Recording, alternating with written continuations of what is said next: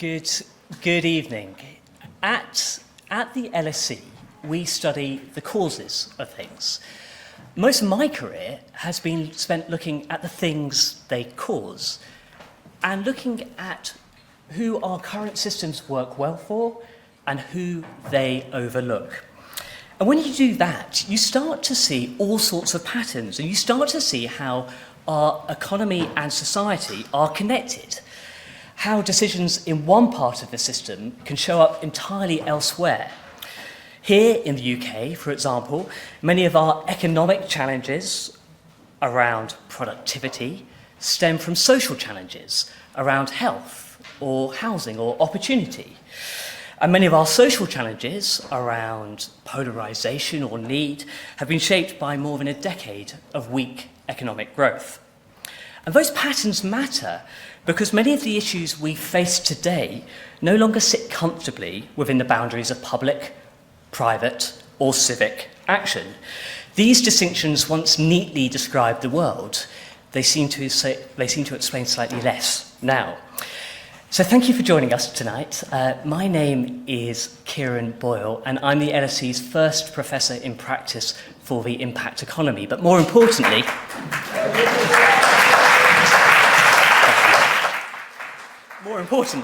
I'm delighted to invite you to this inaugural lecture for our Impact Economy Dialogue series. And that pattern that we need to move beyond binary distinctions is the backdrop for what many of us call the impact economy. At its simplest, it describes an economy where social and environmental outcomes are part of how value is created rather than external to it. And I saw this clearly when I was leading one of Europe's largest health foundations. And we were working on something as basic as improving access to healthy food. It sounded simple, but the reality was, in fact, incredibly complex. Food reflected decisions made across the system: what retailers stocked and priced, how local authorities shaped environments, how supply chains operated, what was advertised, and how families were supported. No single effort could shift the system, but when we brought them together, councils, retailers, community organisations, social enterprises and investors, things started to change. Retailers adjusted what was available and affordable. Councils reshaped local food environments. Community groups helped families navigate healthier options. Social enterprises innovated around food distribution. Institutional investors strengthened their portfolios by backing healthier products. And philanthropists tied the whole thing together. None of these shifts was sufficient on its own, but together they moved the system. And that was the point. The solution lives in the connections and in how value was conceived. And that is why the impact economy is emerging, not as a slogan, but as a practical response to challenges that cross boundaries. And in that sense, it's both a practice and a prescription. A practice because millions of organisations now treat impact as integral to how they create value. In the UK alone, purpose-driven organisations contribute nearly 1 in every £10 of GDP. That's roughly the size of the UK's manufacturing sector. And there's over £100 billion of capital now aligned with impact in different forms. It's already part of how our economy works. But also a prescription, because if we treat impact as part of value creation, we build an economy that is more resilient, more effective, and more inclusive. So why now? Well, it feels increasingly clear that we're entering a new era, not a time of change, but one of transformation of societies, of economies, of how we think about power and risk and responsibility.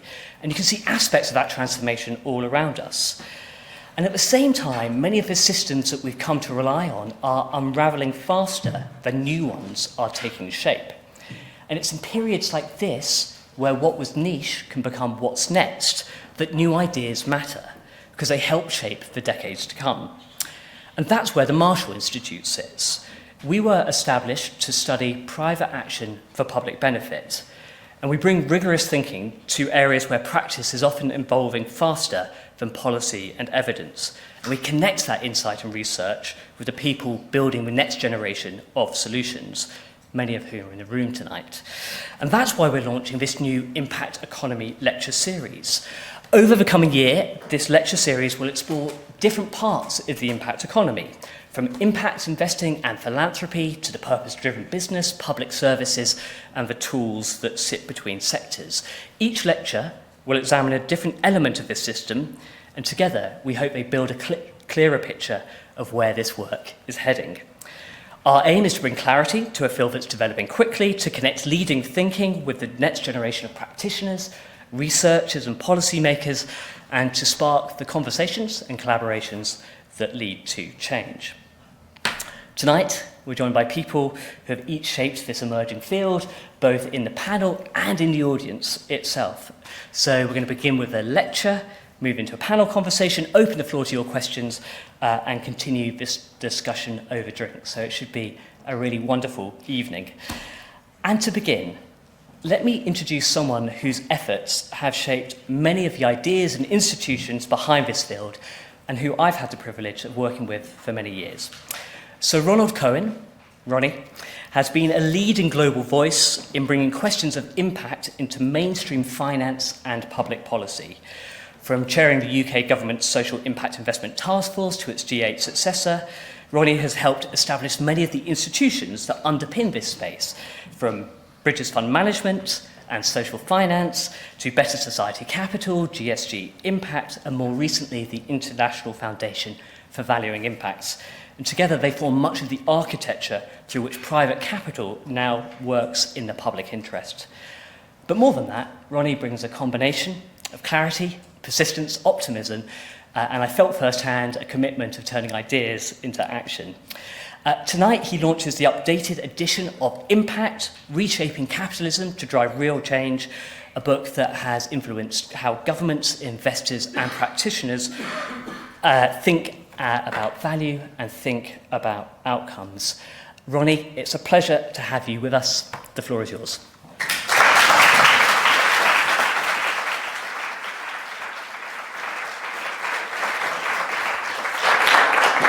Thank you very much, Kieron. It's a great pleasure to be here with all of you at the London School of Economics at the Marshall Institute, and with you, Kieron, a close partner in Impact for nearly 15 years now.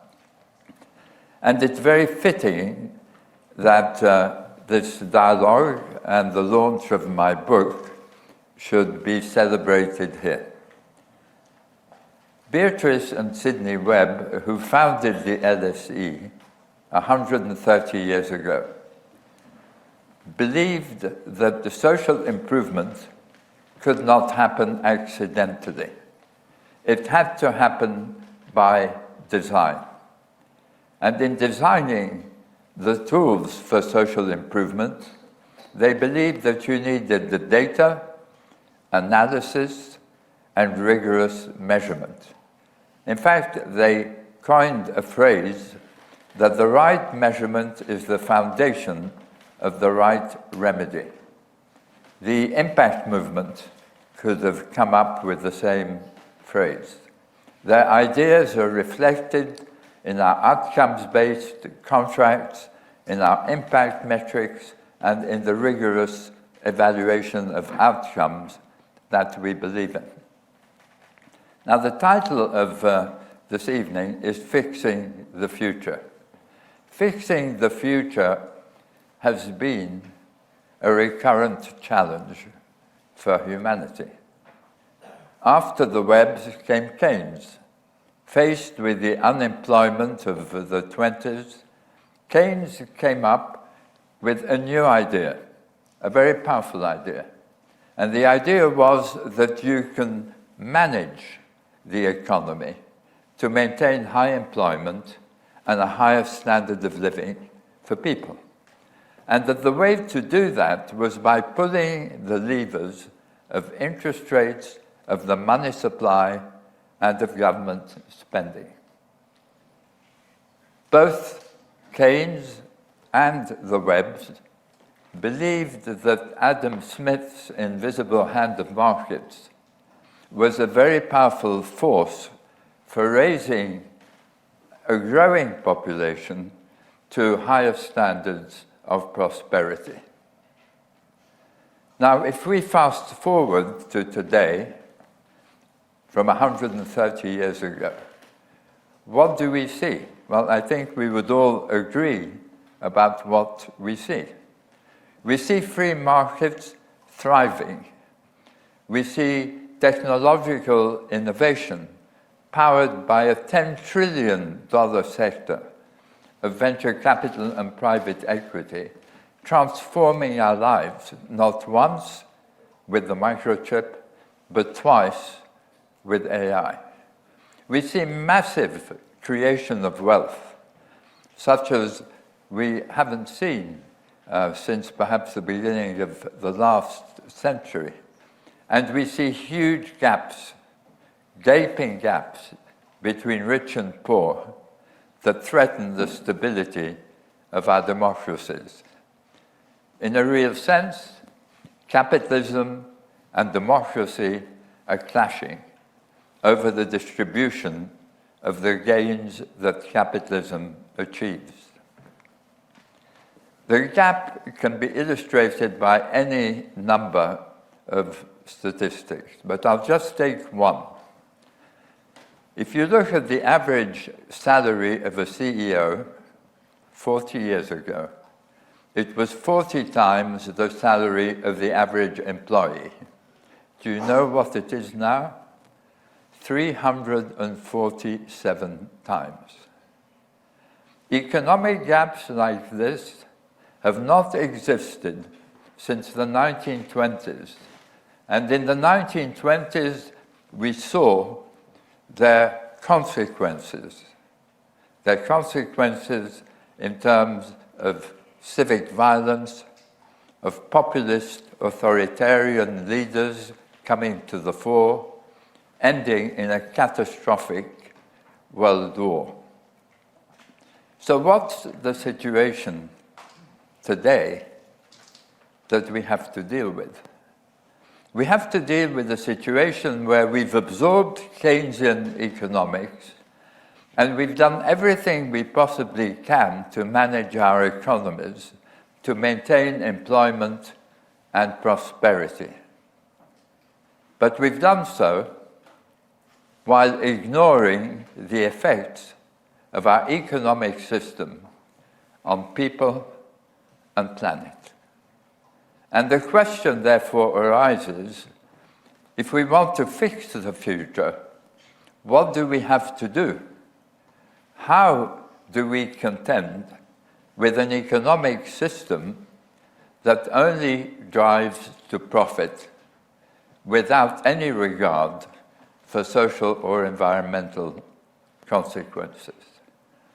That's what the field of impact, which all of us here today are interested in, and I salute the impact leaders I see in the audience as well as the students.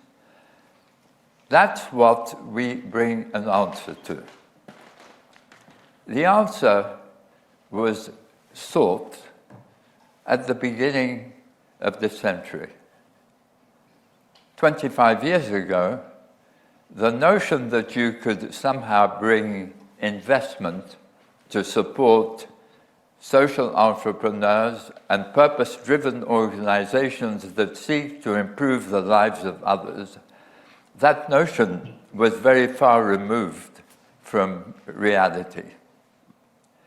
Today, 25 years later, we see the progress that has been made in bringing a solution.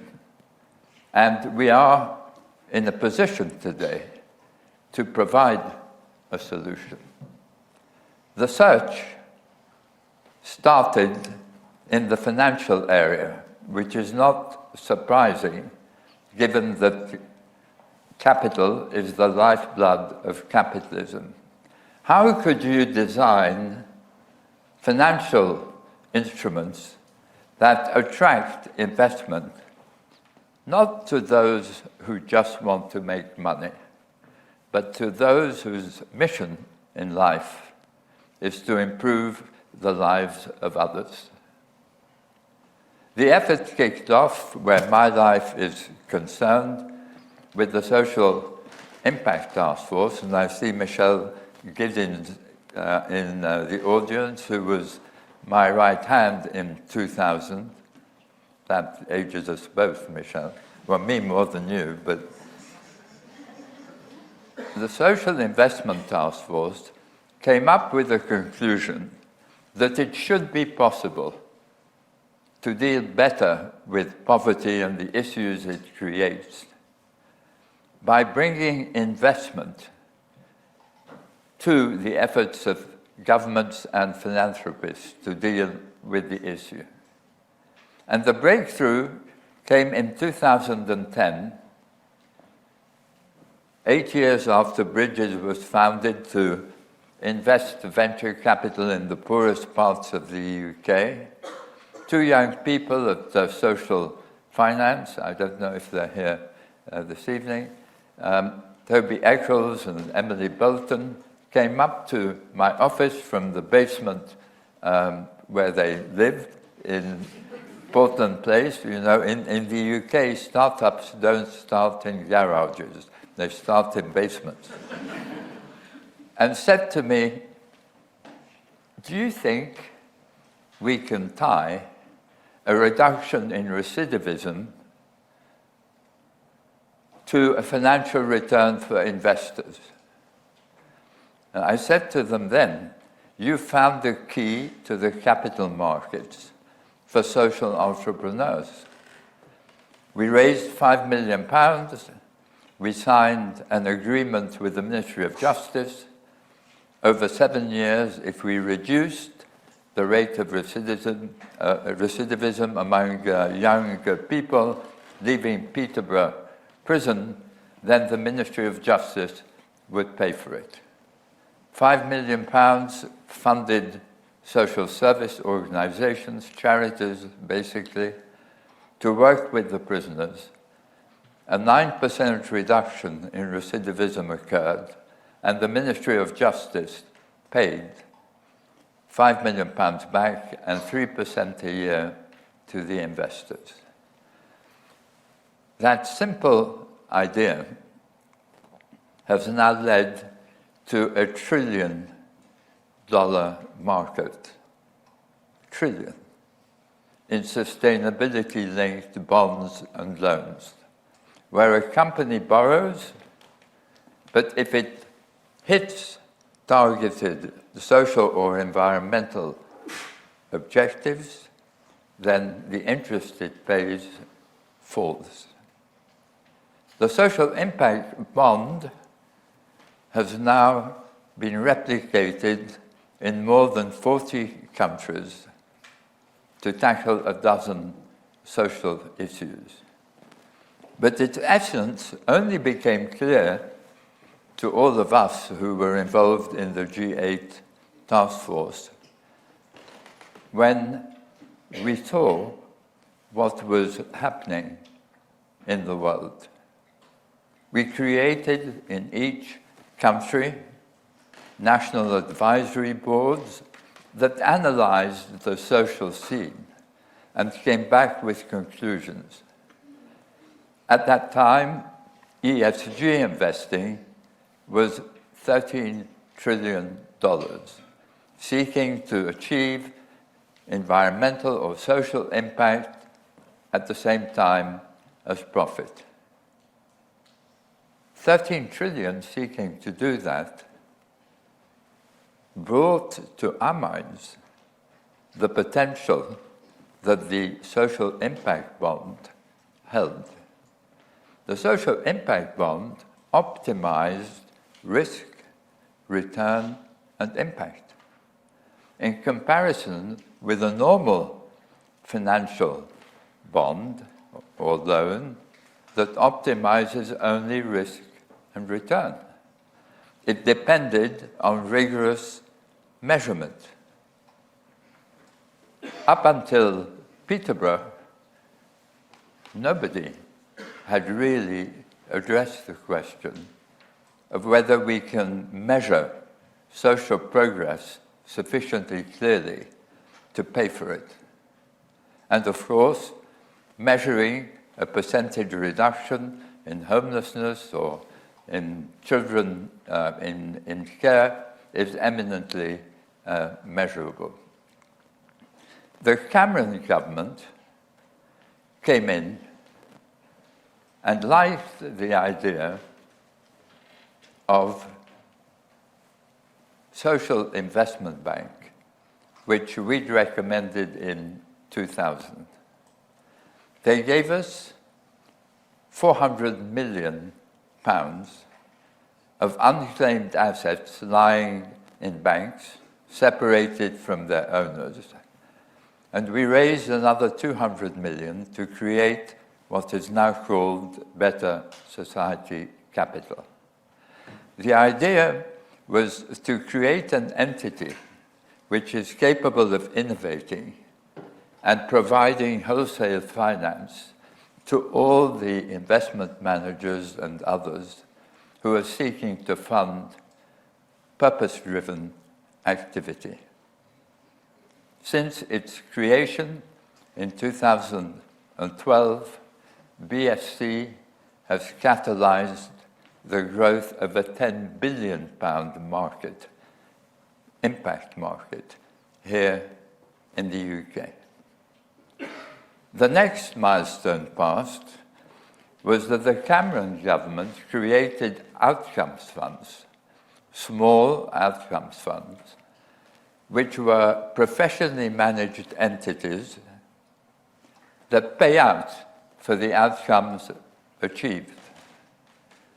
A big problem in the field of pay for outcome securities is who pays. And governments and philanthropists have not moved as quickly as we expected to do so. But I'm very pleased to say that Amel Karboul, who is sitting here and who will be on the panel later, took up the challenge with Gordon Brown and myself to create a professional outcomes fund focused initially on Africa and the Middle East. She and her team have deployed $130 million in Africa and all over Africa, with the ambition to deploy $1 billion. Today, they're helping 500,000 children with their education. Their ambition is to help 10 million.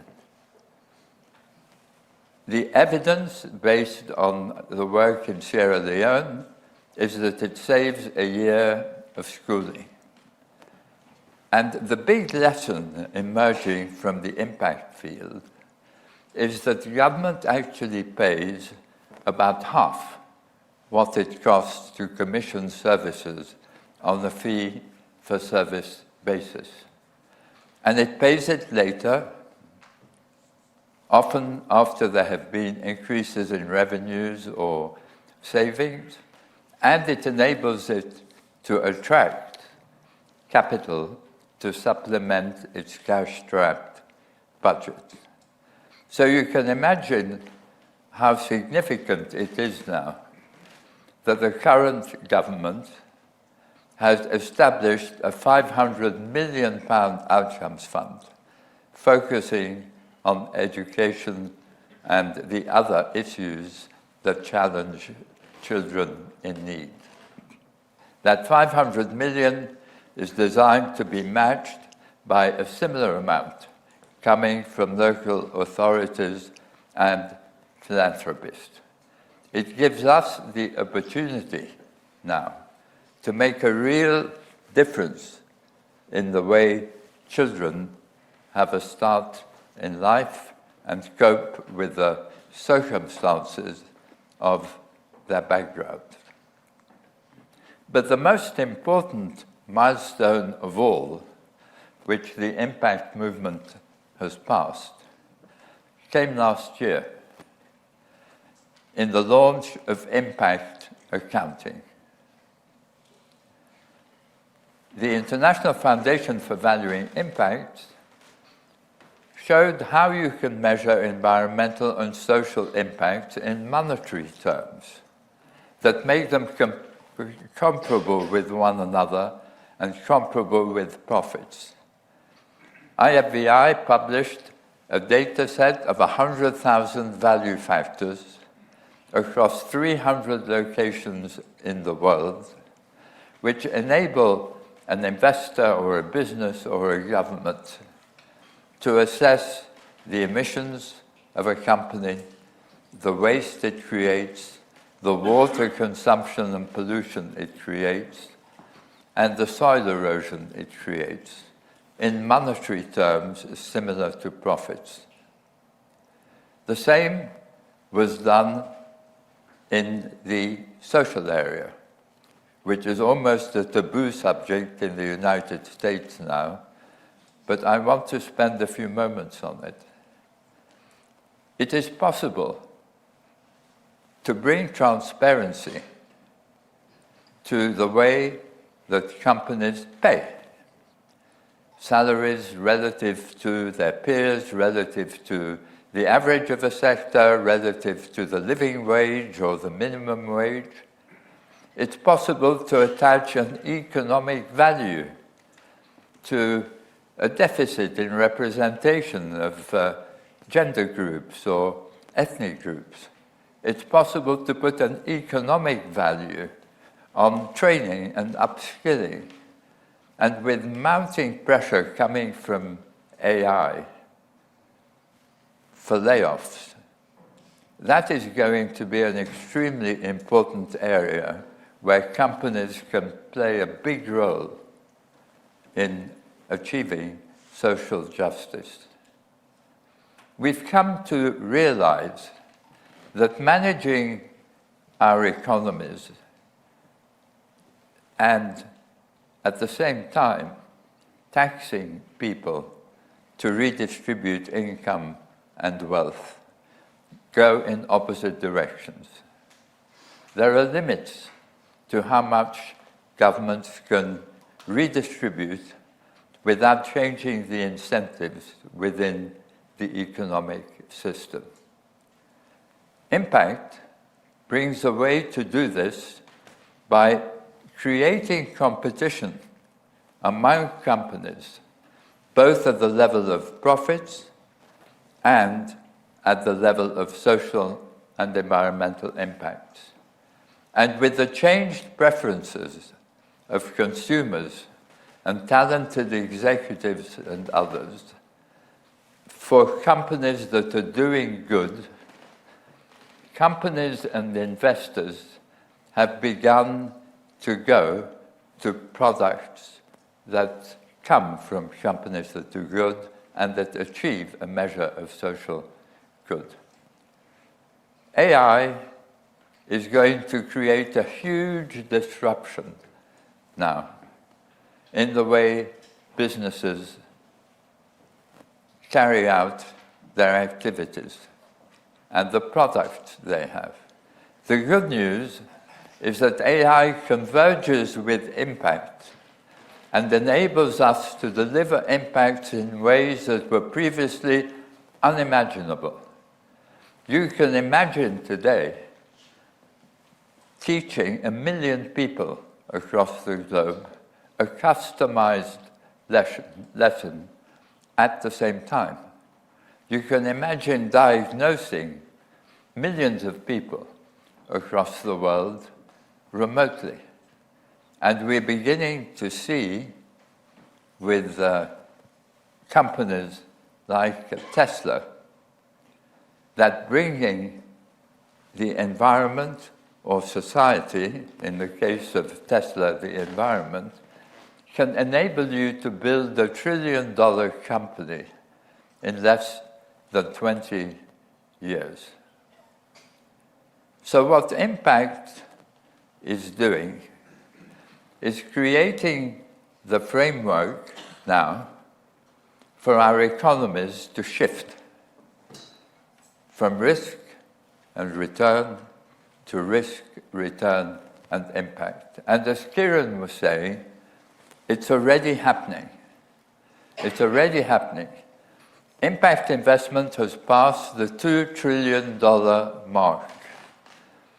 Environmental, social, and governance investment got to $30 trillion before its lack of measurement brought a tax on the basis of greenwashing. Impact will rewire ESG to deliver real impacts through the use of impact accounting. If that happens, 15% of all investable assets will be going to deliver real positive impacts as well as profit. That is the destination. The destination of impact is an economy where all decisions include impact. The tools exist now for us to transition to impact economies. You may know that Adam Smith was prouder of his work on altruism in human action, the theory of moral sentiments, than he was of the wealth of nations. Had Adam Smith anticipated that in our day we would be measuring impacts in money terms, like profits, he might have merged both his books and talked of impact as the invisible heart of markets to guide their invisible hand. Thank you.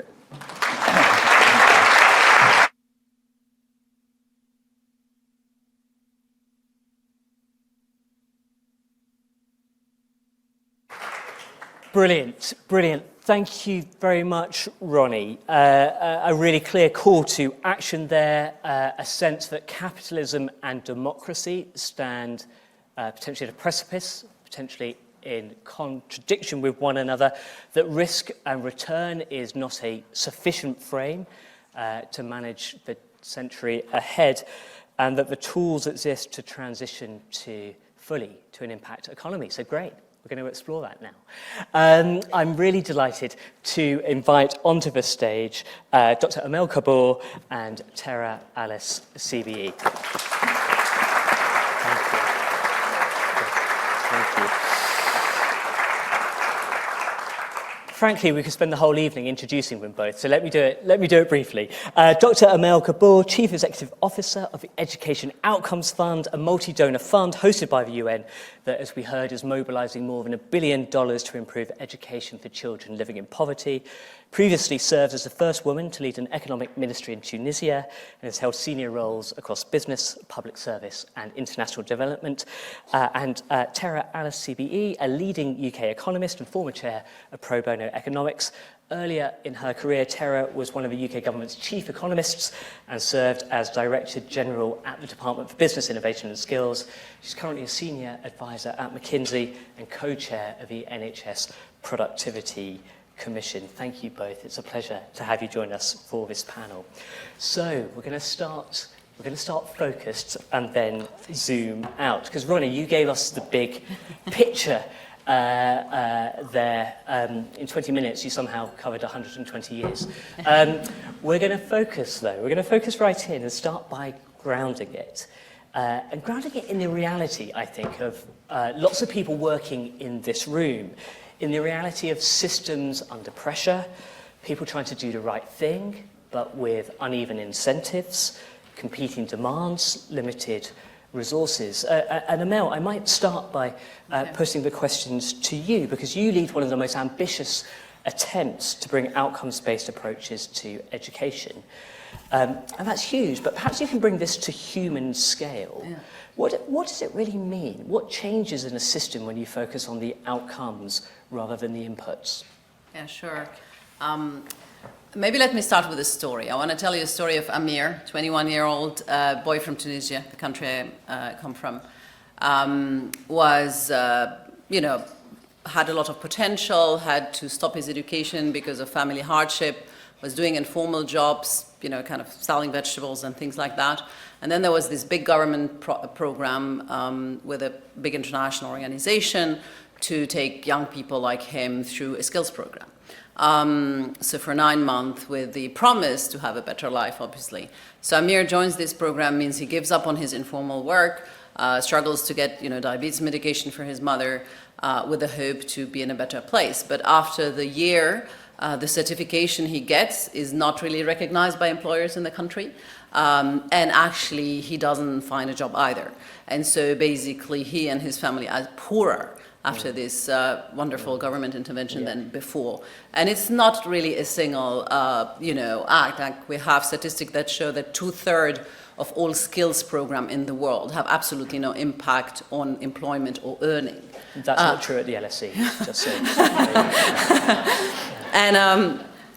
I just said, apropos LSE, I just said last week with the cabinet minister, I'm not going to say the country, they spent almost $1 billion on subsidizing people from disadvantaged background into jobs. By kind of subsidizing salary, giving employers some benefits. And they did an evaluation that they're not publishing, funny enough. They did an evaluation to look after 3 years how many of these young people are actually in employment that you can call dignified, kind of 2 times minimum wage, things like that. The result is 15%, 1-5. So basically, I sat with him in this cafe, and I did like a back of envelope calculation, and I was like, you could have sent each one of those if you do the cost per outcome to Harvard, or maybe to LSE, which is actually funny and not funny, and this is kind of the world we live in. I'm giving this kind of skill side.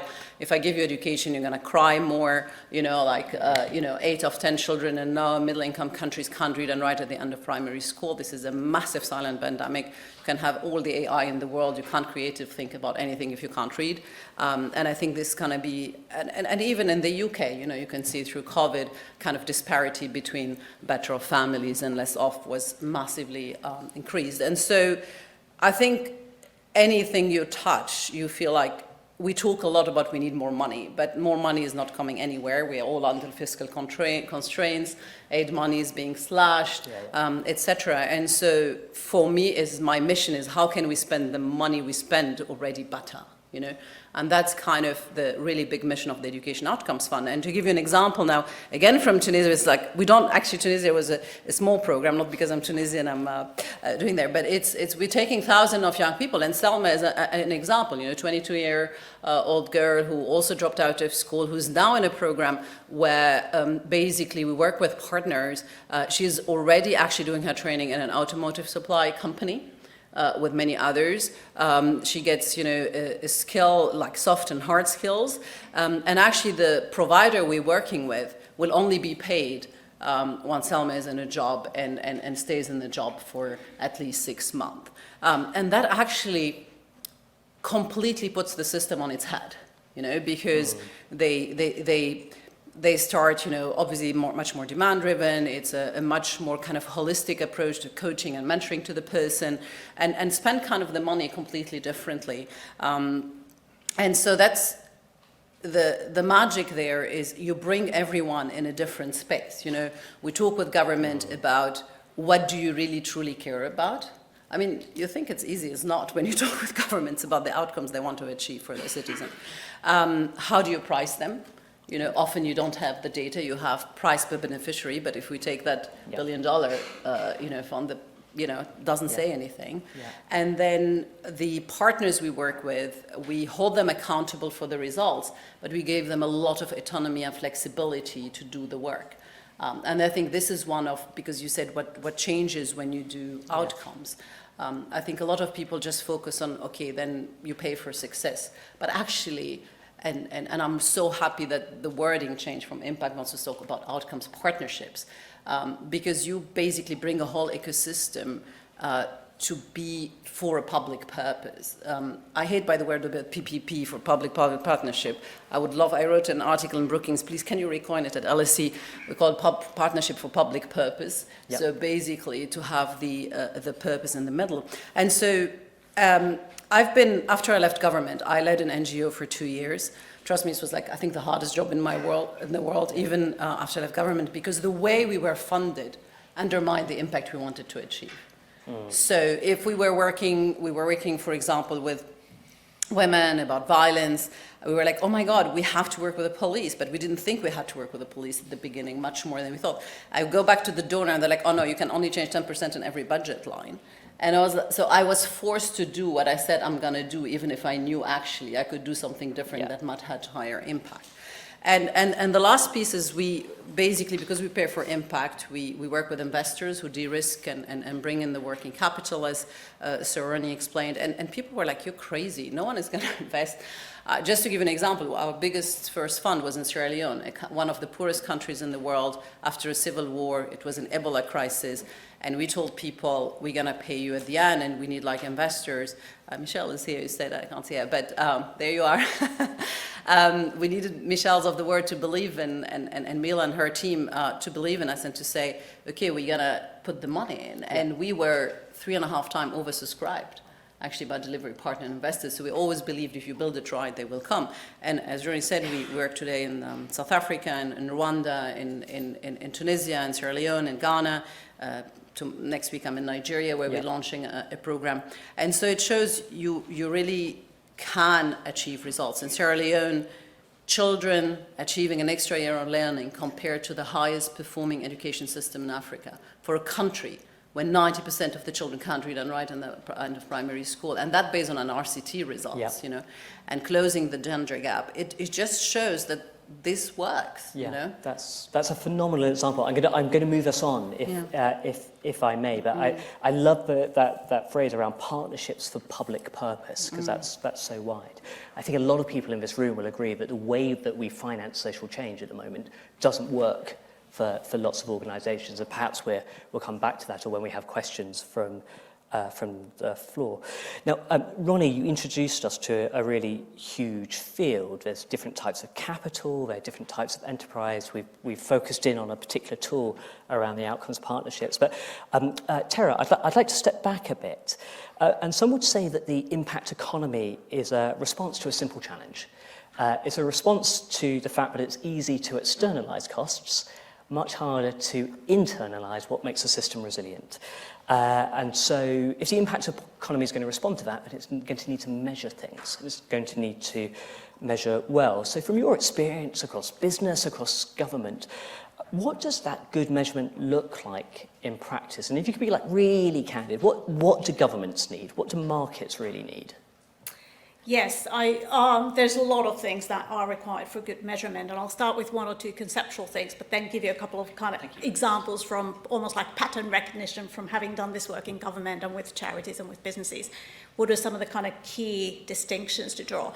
So first of all, be super clear about the concept. We've talked about impact without actually defining it. I think we should define it. I think if Ronnie and Amel and others can help us just agree on a definition, that would be helpful. My definition is making people's lives better. I think that is very measurable, and so I like that as a result. I think it's very democratic, because every person counts as one person. And so every person's life being made better is important. And I think it's also good because it's subjective. So I don't decide what makes your life better. You decide what it is that you need and you want and what your preferences are. These are all kind of, to me, really core principles around being clear about the concept.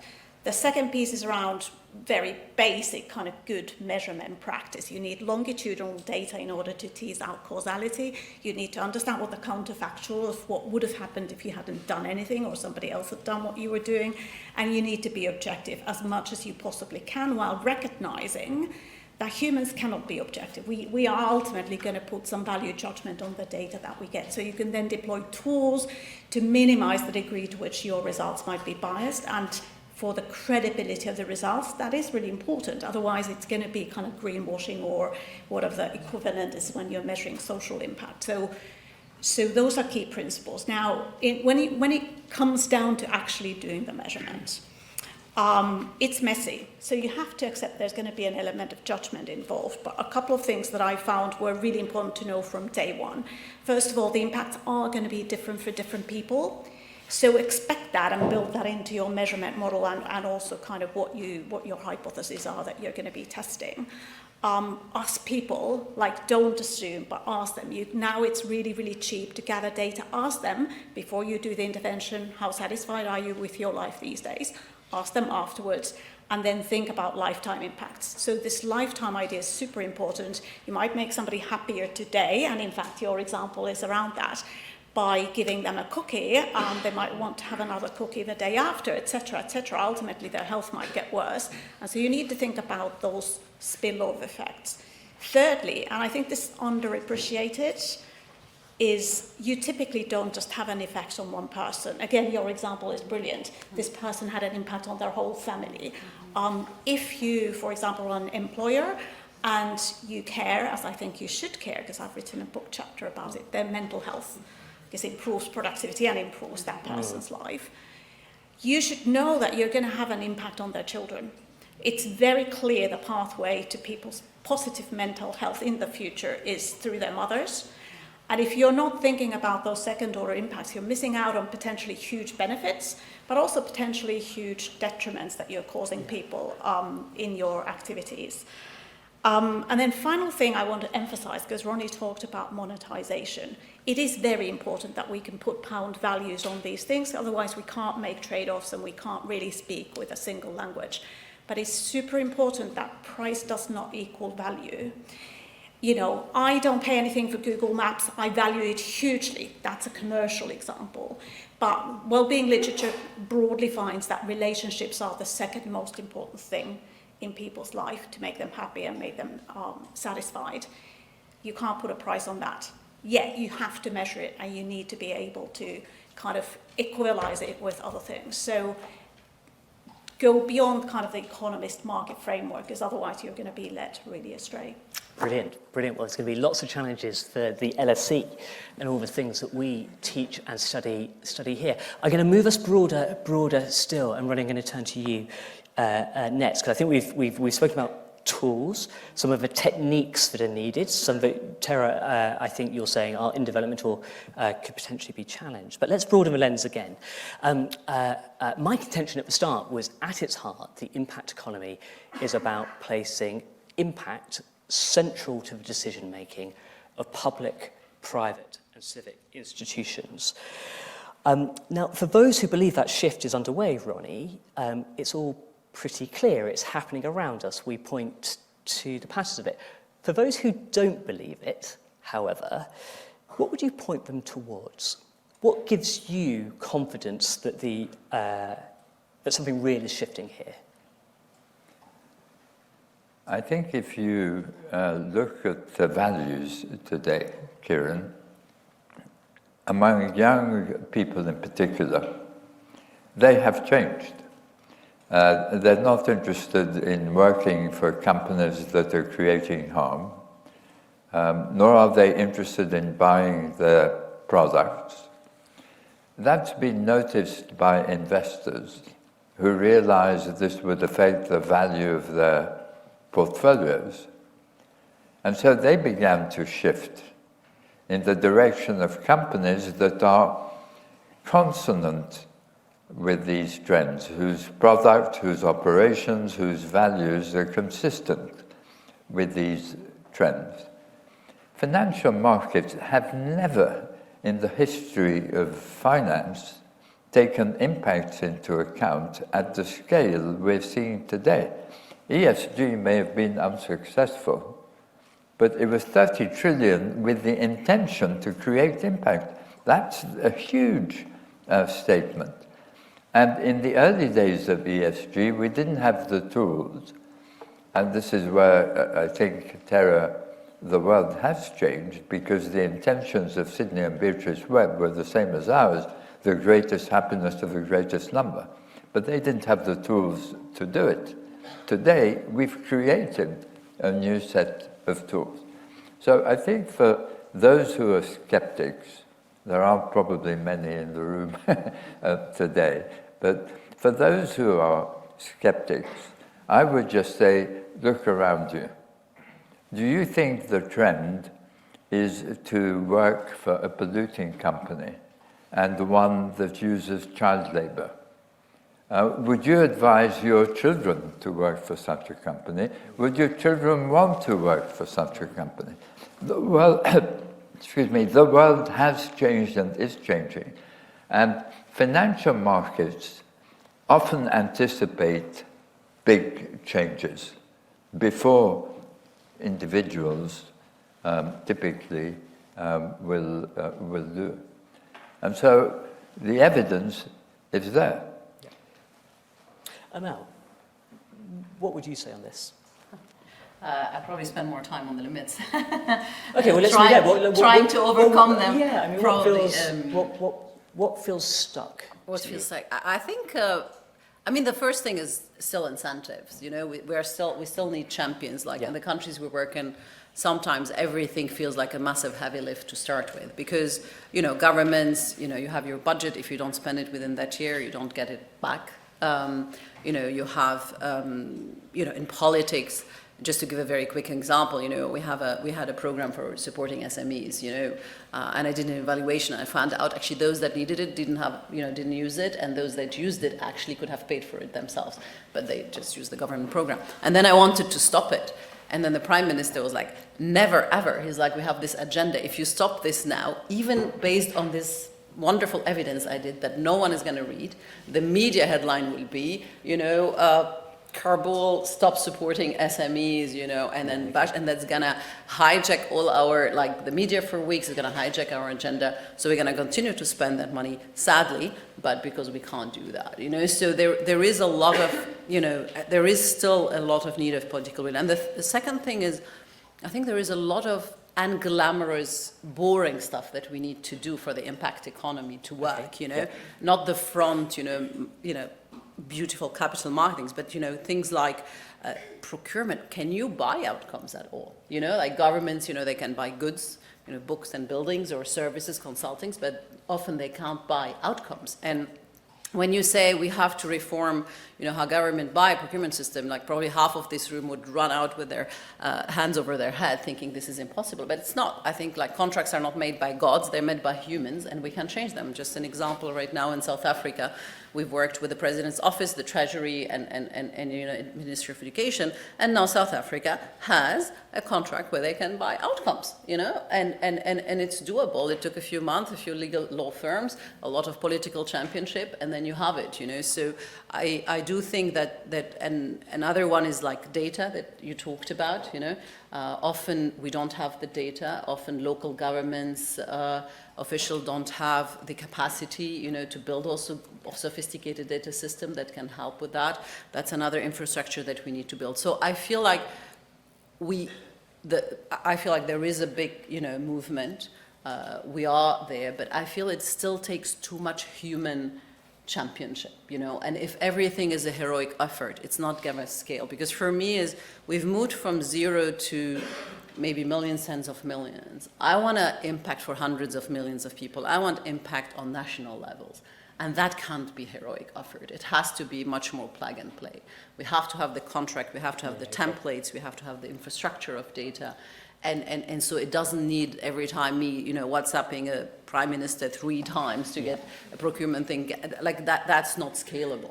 So it needs to be scaled, it needs to be systemic. So Tera, I'm going to turn to you. So Ronnie gave us an overview of the huge progress that's been made. You pointed, Ronnie, towards how values are increasingly aligning with value. Amel, you said that we're on the road. But we've got a way to go, and it needs to be more systemic. We need to look at tools like procurement. Tera, from your perspective. So first of all, I'm sort of optimistic and pessimistic at the same time. I agree entirely with There's a real duality, I think, to this conversation going on. And I think the more honest we are about both the challenges and the opportunities, I think the more progress we together as a coalition of the willing can make to overcome those challenges, because putting them on the table is super important. My optimism is partly that data these days is really cheap. So I know there are still barriers, but you can start collecting data at vast scales at very low cost. I don't think everybody's realized that yet, because they're still going on about how difficult it is. It's actually not that difficult. You just have to hire data scientists and off you go. So I'm optimistic that the potential is there to actually get much quicker to a point where suddenly there's a whole kind of revolution around the data and the way we use it. I often mention in these kinds of talks that we've tried to measure GDP, gross national product, for 70 years now. And if you read Diane Coyle's book, for example, you'll find out that we're terrible at measuring it, still 70 years after. So if we now put all our efforts into measuring impact and how we're improving people's lives and really getting serious about the causality of it all, I'm absolutely confident that within much faster timeframes than 70 years, we'll be much better off on it. I think what is going to hold us back is a lot of black and white debate around these issues. You know, either a company is good or bad, or a policy works or doesn't work, or you have to be perfect in your measurement in order to even be able to say anything about it. I think the reality, and this is one of the big challenges around measurement as well, people's lives are messy and they kind of have tentacles all across their families and their communities, and we will eventually be able to measure all of that, but in the first instance, let's start measuring the things we can and let's move forward from that. Brilliant, brilliant. Well, Can I comment please, on something? yeah, go for it. I love what you said about, you know, it's with the GDP and we're still bad at it. And some, by the way, some things are like totally irrational. But anyway, so, and we still, I find like we are always compared to an imaginary benchmark in this impact world, you know? Like what I'm asked to show, like I have to show RCTs, almost like if I pay for this per outcome, that I'm gonna be better as fee for service. Don't compare me to an imaginary government that know exactly what they want, that have an amazing, you know, a regulation of the private companies, contractors they work with. Those are doing amazing work, you know, and every prison management have people that are never gonna reoffend. That's not reality. Compare me to the freaking reality I'm in here, you know, like where actually private company are just ripping us off, you know, in prison management and early childhood in this country, making profits and not achieving any impact, you know, because governments they're often impossible to regulate, could use impact and outcomes contracts to regulate these people. It could be a proxy regulator, you know, but we push us into small, you know, let's work with children on the edge of care, or let's work with homeless people. Give me this billions of contracts you are doing and let me change those into impact. Why don't you let me touch this? Because you set the bar like, oh, but we don't know if what you do works. What you do today does not work, you know, like, so, you know, like, it's just like you're setting a benchmark, and that's so frustrating. And we have to fight that. It's something we see all the time at 100X, which is kind of it's the innovator's challenge, isn't it? Is that if you do something new, you need to say what that is, and that's looked at very, very closely. What's existing doesn't get checked at all. Very quickly, and then I'm going to move on to the final question. It's your point is absolutely right as well. Governments don't hold themselves to account on the outcome measurement, anything like they hold you or other kind of providers to the account. So out of the entire 1.2 trillion pounds the UK government spends each year, I repeat, 1.2 trillion pounds, less than 5% is ever evaluated. I, as a taxpayer, think that's absolutely shocking. Why should we then expect that investors or companies or whatever would need to do so much better with RCTs? Anyway, sorry, I promised. Well, I think we have some people from the UK government here tonight. They're probably not going to put their hands up at this point, but perhaps when we come to questions, let's start drawing it to a close. I would like to get to questions from the audience, and I want to look forward. So, if we take seriously, and I think we do, that the impact economy is here, but it's still in its early phase, it probably means lots of the institutions or potentially norms that are needed still don't fully exist. So looking 10 years ahead, and Amel, I might start with you, then move to you, Tera, and Ronnie, final word with you. Looking 10 years ahead, what would you like to see built or strengthened to help the impact economy mature? So for me, it's an easy answer because I had a very hardship post, as I told you, Kieron, earlier. Yes. I was lucky to spend a month in Bellagio as Bellagio resident funded by Rockefeller Foundation to answer actually this question, is like what needs to be done for impact to really be there for nations and hundreds of millions rather than a few hundred or thousands. And I developed a blueprint with 9 points, which I'm not going to share now because otherwise I'm going to take everyone else's time. What are your top two? Yeah, tomorrow morning. I think for me, like the top two are power of government and power of market. For me, power of government is, I come from a political family. I believe in governments, I believe governments are the custodians to deliver better for citizens. My father used to say every billionaire is a policy failure, but he was much more left-leaning than me. But for me, it's like government in two roles. Like they can really build this infrastructure. They build delivery units, they can build outcome units, and I think we underestimate sometimes government also how much we can actually regulate markets, how much we can influence what is seen as an kind of how we define and price value, for society. And I offer a lot of kind of tools and ways how to do that with building an infrastructure. And then I think the other piece for me is the power of the market, which is, carbon credits were a first kind of thing. They're not perfect. There are lots of things that are wrong with them.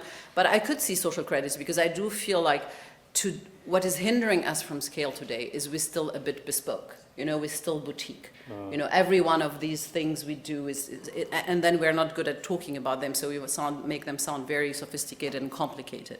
And so for me, the thing is like, how can we create real new asset classes? So basically, secularization, tradable instrument from government where you can buy actually social outcomes, and sell them, so that tomorrow sovereign funds and pension funds basically invest in society. So I talk a little bit about that in the manuscript as well. But I think the biggest shift has to be, for me, a narrative shift. Yes. For the next 10 years. The narrative shift that we have to move from, these are exotic experiments, to this is the new way public finance works. This is new way for government to deliver to their citizen. If they spend trillions, it's not 5% is get evaluated. Yeah. It's, for me, 95% has to be evaluated. And is it achieving outcomes for citizens? And if it's not, then it has to change. And I think we have to hold ourselves and our government more accountable to that and really push the needle there. That's, for me, really important. Thank you. So narrative. Tera, from your side? I'm going to go entirely to the other end of the spectrum, and I have three really, really practical things I would like to see in 10 years' time. First of all, don't reinvent the wheel. The UK government, for example, together with other governments, already has the Green Book, which is a very good start on the theory of how you measure value. Let's deploy it everywhere, as you say, systemically. And the evidence is already there in research fields, so let's just use it. My second, even more micro thing, sorry, these are all UK focused, but you could see them working in other countries.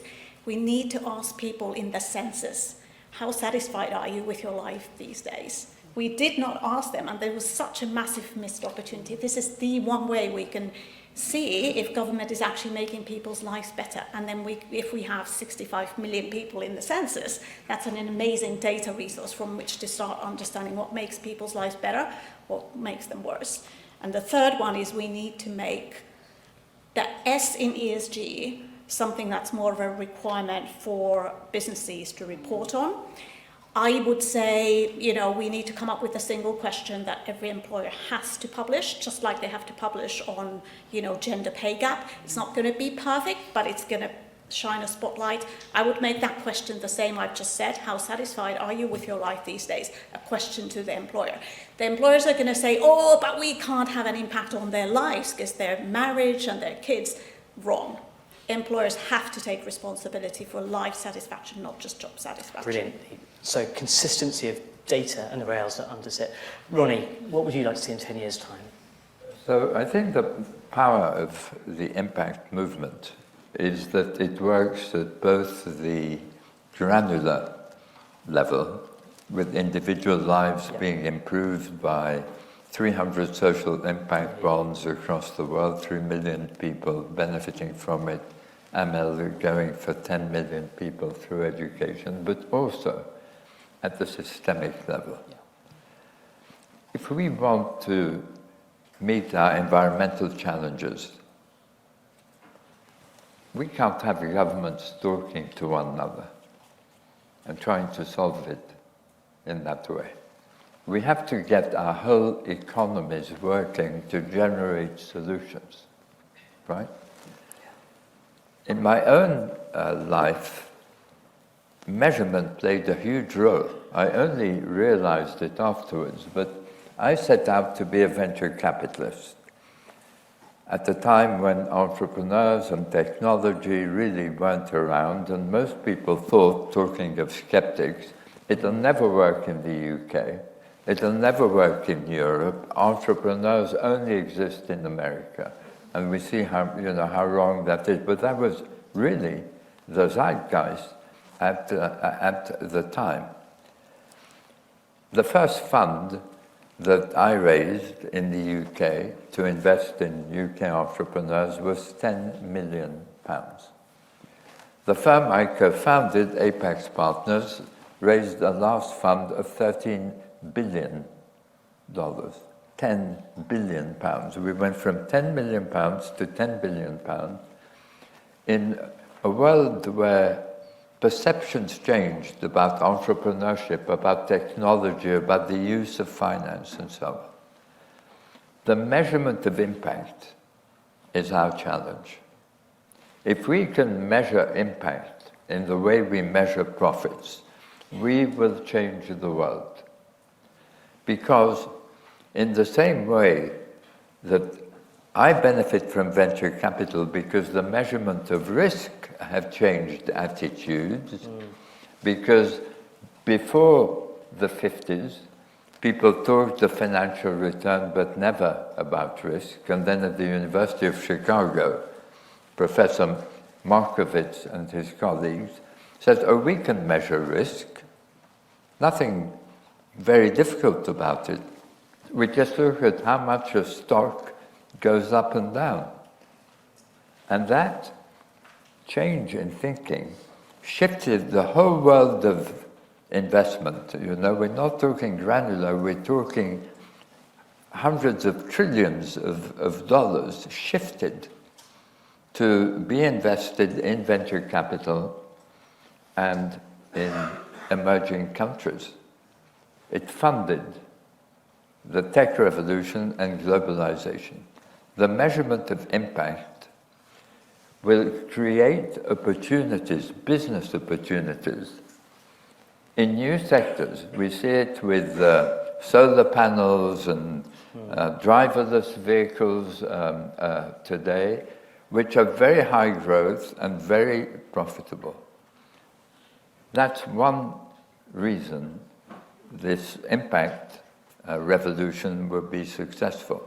The other reason is that there's no way that we can deal with our environmental issues or even our social inequalities without getting our economic system to do the right thing, which is to create impacts as well as profits.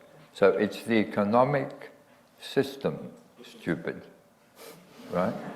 That's what we have to change. And that's why I think we have such a powerful agenda. Because we've now shown, just as measuring risk isn't such a difficult thing, measuring impact isn't such a difficult thing. It's difficult when you move to subjective issues of satisfaction. But if you have to measure the economic... It's very easy. You ask a single question. That is not difficult. Well, sorry. But it is the opposite of difficult. To turn that into accounting is a bit difficult. You can't compare it. You can't compare it with profit. But bear with me just for a moment.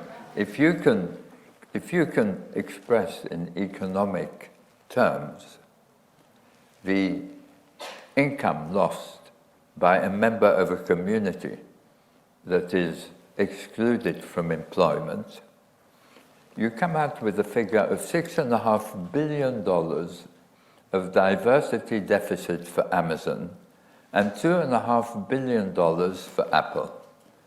And if you compare their numbers to their wage bills, Amazon's the better performer at 16% diversity deficit versus Apple at 25%. Now, that's an insight, right? That's an insight. That's something that policymakers can encourage through tax credits, right? we have to bring systemic change. To do that, we have to get impact accounting implemented, and I believe that within a decade, we will see every company publishing impact statements that show its revenues, its costs, and its impacts. I think within the next year, we're likely to find on the screens of the big data providers impact accounting measures of the environmental impact of companies. Perhaps the social ones will come a bit later because of the pushback in the United States, perhaps not.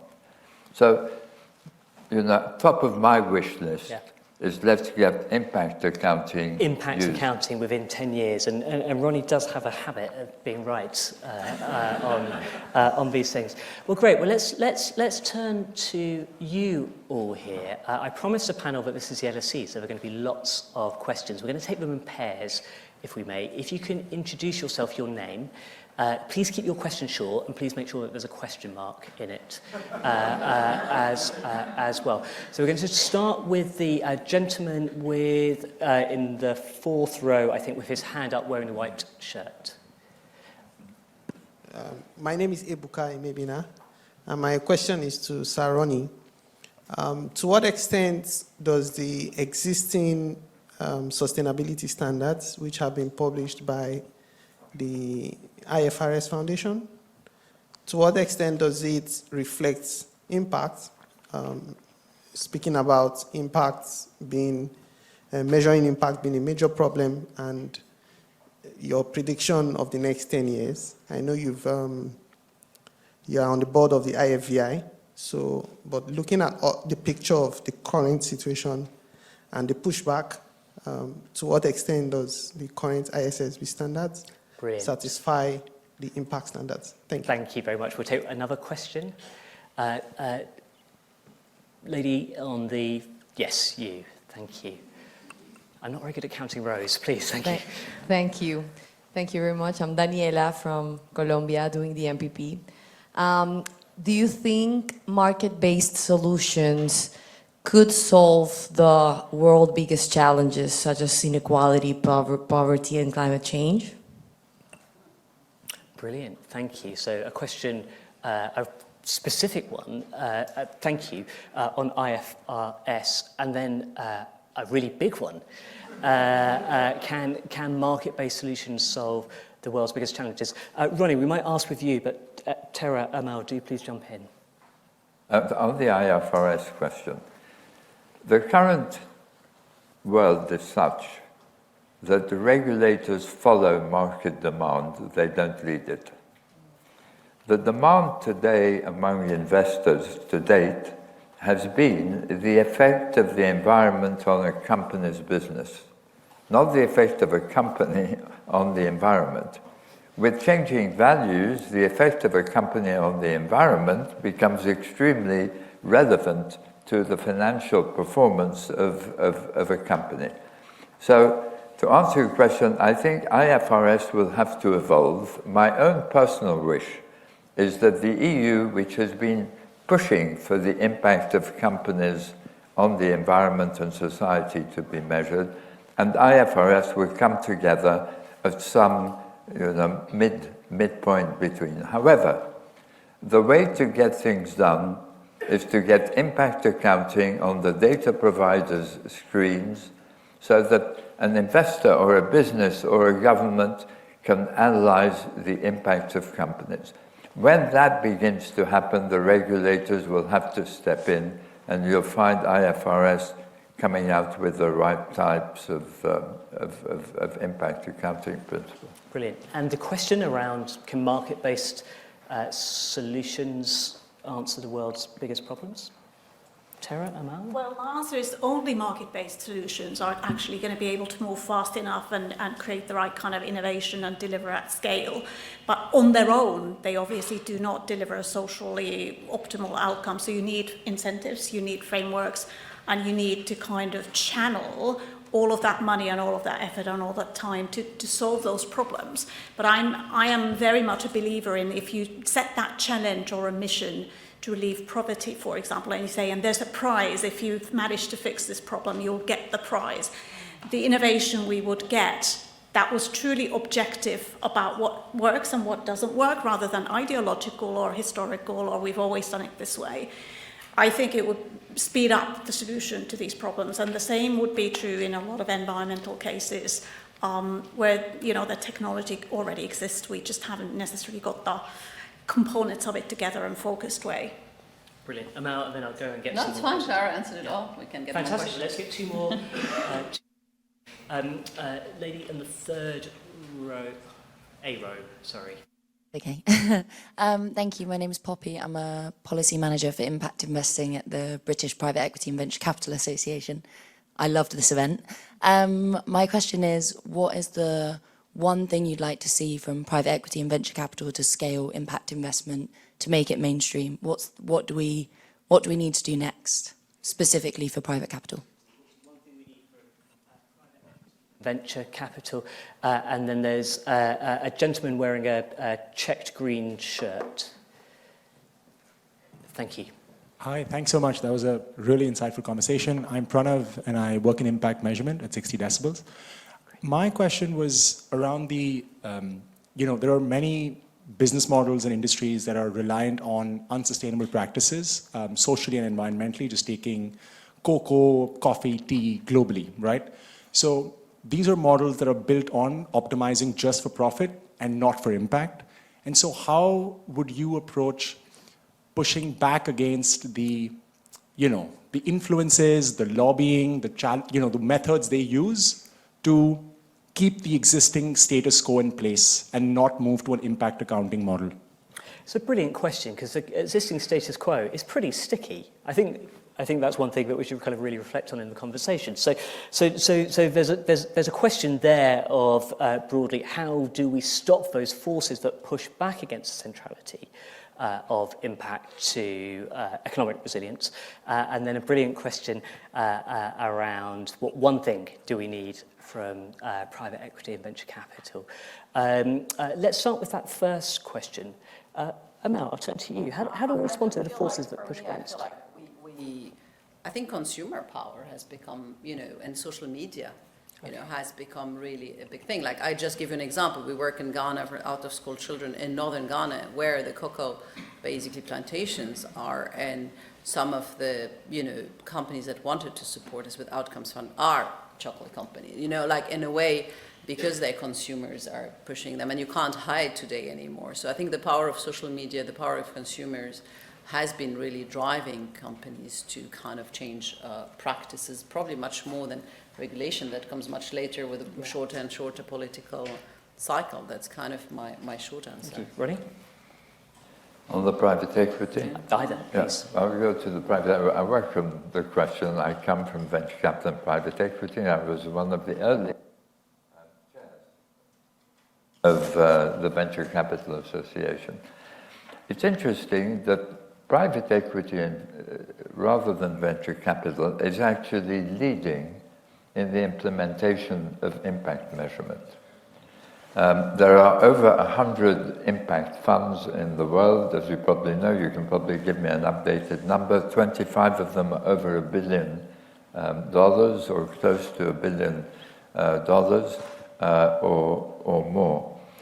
And the reason private equity is measuring more than public businesses is that the investors have more influence in a private equity fund than a shareholder in a company. So if you have a very big investor who says to you, my trustees want you to be measuring your impact, you measure them. And I think it would be fantastic if the BVCA actually took up the issue of impact measurement. It would be doing its members a favor. It's going to be the standard that you have to show whether you're running an impact fund or a normal venture capital or private equity fund, that you have to show your social and environmental impact as well as your profits. Brilliant. Well, we look forward to seeing that from the BVCA. I'm going to go slightly rogue here. I sense that we've got a room full of. That gentleman there is the first who raised his hand. Yeah. Well, I feel sorry. well, we'll get to it because actually we've got a room, I suspect, full of believers. And so I would like to just, for everybody who had their hands up, is anybody a critic or bringing a challenge? Because we've got a robust and resilient panel here. That gentleman at the back's hand is still up. The gentleman wearing the black coat. So thank you very much. Thanks a lot. So my name is Kevin. I'm currently an MBA student at London Business School, returning engagement manager with McKinsey & Company, Nairobi office. Now, I had a question about philanthropic efforts in Africa. I think that's where I would say impact has, sort of a home within the world, given, the massive inequality and room for economic improvement that we see. Now, we have around, by 2050, roughly a quarter of the world's population will be African. And while for a lot of people that's exciting, for me it's very scary because it means that there's a lot of livelihoods that we sort of need to figure out how to solve for really, really fast. Now, a lot of the philanthropy on the continent has been very public health focused education, and we've seen quite a bit of success with reference to that. There's not been that much effort with reference to enterprise development, a lot more on the policy side. And for me, there's a very big question about where will these jobs come from. Now, there have been some efforts, they've not been too successful, right? And so for me, there's a very big question around how are you guys at the forefront of the space thinking about reshaping philanthropic efforts within the continent to focus on, building sort of solid enterprises, creating more jobs, and so on and so forth? It's a brilliant question. It's a question both about jobs, but in our answer so far, we probably focus a lot more on invested capital and the capital markets. But of course, the impact economy is all types of capital that have impact at their centrality. So we'll come back to that question. And then lady wearing the blue shirt, thank you. Well, my first question was for Kieron, but now you've got me feeling quite critical. My question for Kieron was, what would be your change in 5 years if you think it's going to thrive? But from your angle, who's a critic? I'm so pro it, I think it's fantastic. I would question how you think, with the government's launch of the impact for office economy, how much faith do you have that it's going to continue with the elections going to go through? Because you need the government have to make it happen. We are this room full of power, full of emotion. The government have to make it happen, and I'm just not convinced they're going to actually pull through with it. They launched it the week before the budget. I spoke to so many people, entrepreneurs, nobody knew about it. I'm like, Who are you talking to? Let's broaden that question out. It's a brilliant question. Can we broaden it out, though, to how resilient, because this comes back to political narratives, how resilient is this to an increasingly polarised, volatile and changing political environment? You should answer that question. Yeah. I thought you should do it. I thought you should do it. I think the jury is out on this. Is the open answer if we look more broadly. Now, clearly, those of us who are advocates for this space say that part of a challenge at the moment of increased volatility, increased polarization, is because we have these economic models that are out of whack with planetary boundaries, with social boundaries as well. So what it feels to me is that for those of us who are practitioners, there is a race against time. I do feel that we are winning. I feel that we're making huge progress. I also feel that the challenges are getting bigger, and sometimes I feel like they're getting bigger faster than we're making progress. I wish I could give you a warmer answer to that, but Ronnie.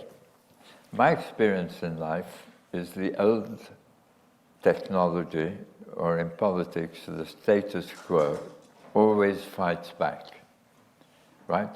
So we're going to have opposition, but the trend is our friend, and we have to be able to devise ways of continuing whatever happens to the office for the impact economy, although I think that's a major step forward in a way, going back to where Kieron worked in the Prime Minister's office when the Cameron government brought so many of these initiatives to fruition.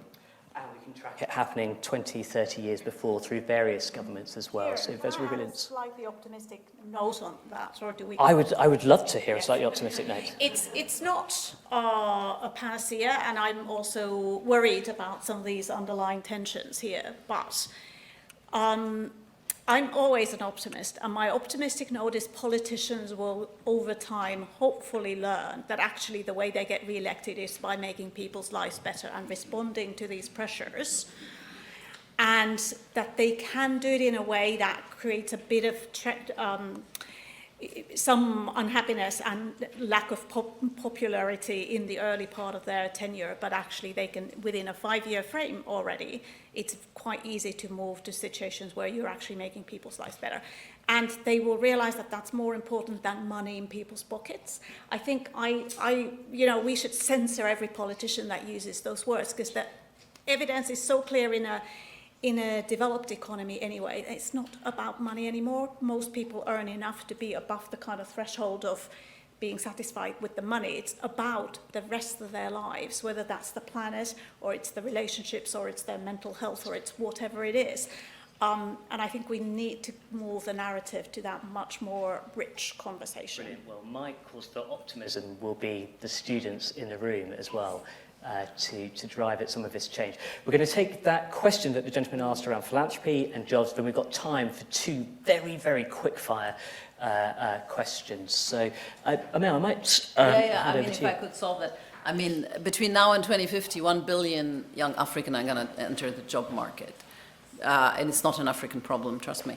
It's a global matter, which can be either an opportunity or a massive risk, especially with climate change.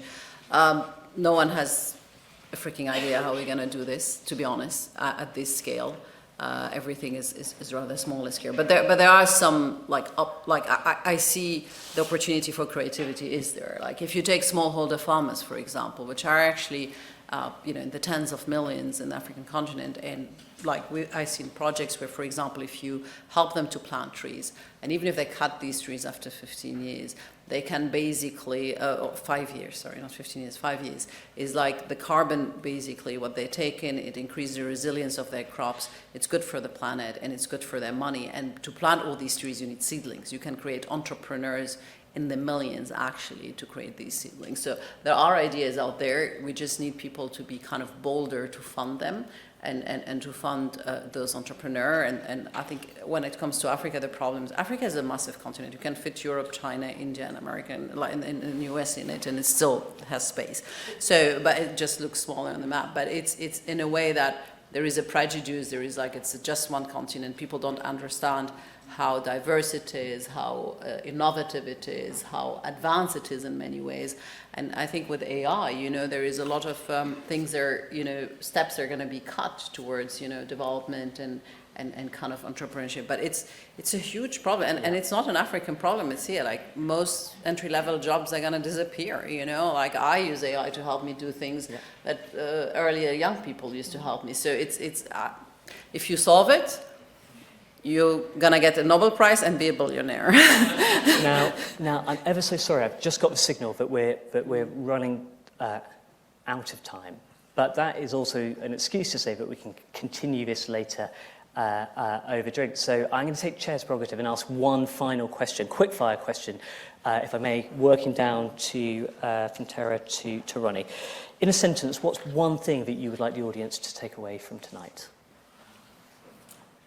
Stay optimistic. Don't let the best be the enemy of the good. Brilliant, thank you. Build partnership, build boring infrastructure, and stay humble and experiment. Thank you. Ronnie? The trend is our friend, and the impact economy is around the corner.